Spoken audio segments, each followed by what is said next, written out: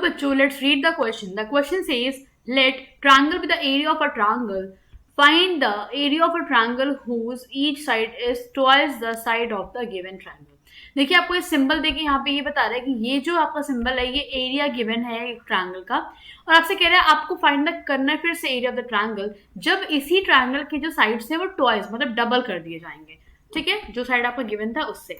तो आइए समझते हैं कैसे करेंगे। सबसे पहले आप यहाँ पे ड्रॉ कर लीजिए अपना एक ट्रायंगल। ओके, इसे हम देखिए नेमिंग कर देते हैं वर्टिसेस को, that is A B and C. ठीक है, ये मैंने मान लिया ए है small A, this is B and this is C. So I can say कि हियर यहाँ पे हम लिख देंगे कि देखिए जो आपका ए बी है दैट इज ए, ओके, और जो आपका बी सी है that is small B, and जो आपका सी ए है यू कैन से स्मॉल सी।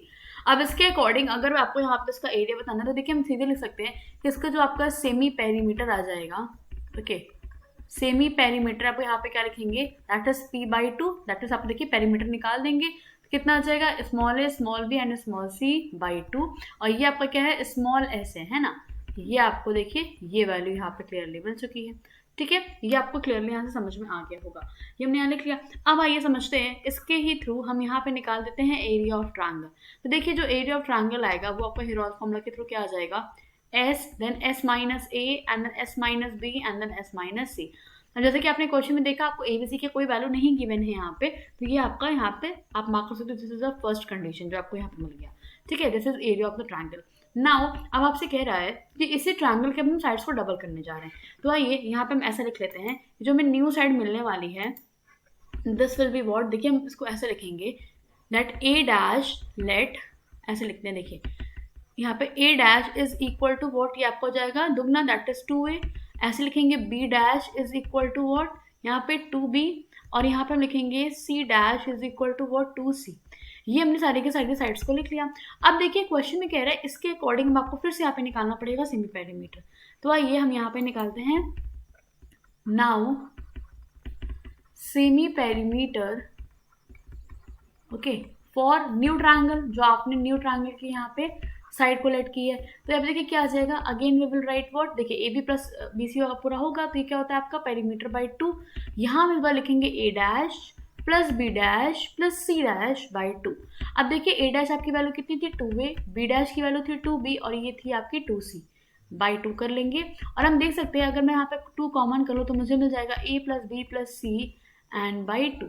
तो आप देख सकते हैं कट होने के बाद हमें यहाँ पे वैल्यू कितनी मिल जाएगी, a प्लस बी प्लस सी, ये आपको यहाँ वैल्यू मिल चुकी है। और ये आपका क्या था यहाँ पे, ये स्मॉल s आप कह सकते हो। यहाँ पे अगर मैं इसे s डैश से दिखा दूँ तो आप कह सकते हैं कि s डैश की वैल्यू कितनी आ गई है, a प्लस बी प्लस सी आ गई है। अब देखिए आप यहाँ पे देख सकते हैं जो a प्लस बी प्लस सी की वैल्यू है, अगर मैं यहाँ से आपको निकाल के दिखाऊं तो देखिए कितनी है, ऐसे आप देख सकते हैं a प्लस बी प्लस सी की जो वैल्यू है this is what 2 small s है ना। तो आइए हम इसको यहाँ पे एक बार पुट कर लेते हैं, a प्लस बी प्लस सी की जो वैल्यू है दिस इज व्हाट, ये है आपकी 2s है ना। ये इसका मतलब क्या हुआ, जो नया आपका सेमी पेरीमीटर आया वो हम यहाँ पे कंसिडर करेंगे 2s।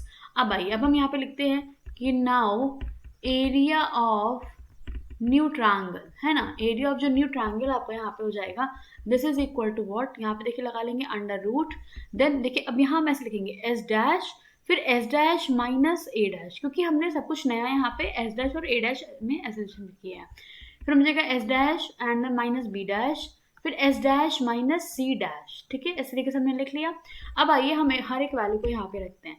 सबसे पहले आपका under root as it is रहेगा। अब देखिए एस डैश की जगह हम क्या रखेंगे 2s, फिर हम यहाँ रखेंगे 2s minus 2a, again we will write 2s minus 2b, again we will write 2s minus 2c। हमने a डैश b डैश और c डैश सबकी यहाँ पे वैल्यू रख दी है। अब आइए समझते हैं नेक्स्ट पे क्या करेंगे। आपका देखिए ये as it is under root के अंदर 2s एज इट इज रहेगा, और यहाँ से हमें नेक्स्ट स्टेप में 2 कॉमन मिलेगा तो हमारा क्या लेफ्ट होगा s माइनस a, अगेन हमारा 2 कॉमन होगा तो लेफ्ट होगा s minus b, again 2 common करेंगे तो लेफ्ट होगा s माइनस c। ओके, अब आप यहाँ पे देख सकते हैं अगर हम इन सारे नंबर्स को एक साथ लेके मल्टीप्लाई कर ले, दैट इज देखिए 2 आपका कितने बार आया है, 2 आपका 4 टाइम्स है। उसके बाद आपका क्या लेफ्ट हो जाएगा s minus a then s minus b then s minus c।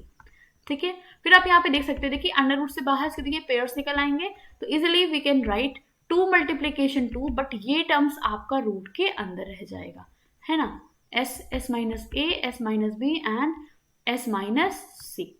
But yes हमें को यहाँ पे लिखना पड़ेगा ये है क्या, ये है आपका एरिया ऑफ न्यू ट्रायंगल, ठीक है। तो यहाँ देखिए यहाँ आपको क्या मिल जा रहा है 2 2 4, और यहाँ पे आप देख सकते हैं ये क्या है, ये है आपका s, then s minus A, then s minus B and then s minus C.